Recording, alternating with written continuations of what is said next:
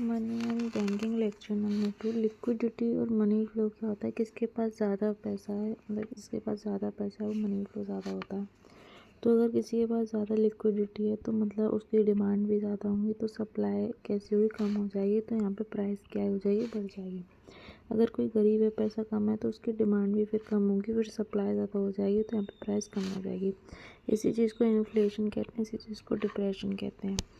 जहाँ पे क्या होता है, सप्लाई ज़्यादा हो जाती है डिमांड से। अब जब इन्फ्लेशन और डिप्रेशन आता है तो इससे निपटने के लिए आरबीआई जो है मॉनेटरी पॉलिसी बनाता है। तो इसका निर्माण कैसे हुआ था, तो इसमें आरबीआई के जो एमपीसी द्वारा हुआ था, जिसमें 6 सदस्य होते हैं। एमपीसी मतलब मॉनेटरी पॉलिसी कमेटी। ये बाय मंथली मतलब कुछ मंथ्स के उसमें बनती है। इसका ऑब्जेक्टिव क्या है, जो हमारी लिक्विडिटी है उस पे जो जो भी है बढ़ रही है घट रही है उसके बारे में देखना। 2 टाइप की हमारी मॉनेटरी पॉलिसी होती है, तो टाइट मॉनेटरी पॉलिसी फिर इजी मॉनेटरी पॉलिसी होती है। तो पहले हम देखेंगे टाइप्स ऑफ। तो कभी भी क्या है, लिक्विडिटी ज़्यादा है तो हमारी डिमांड ज़्यादा है, तो हमारी सप्लाई कम है, प्राइस ज़्यादा, तो इनको इन्फ्लेशन कहते हैं।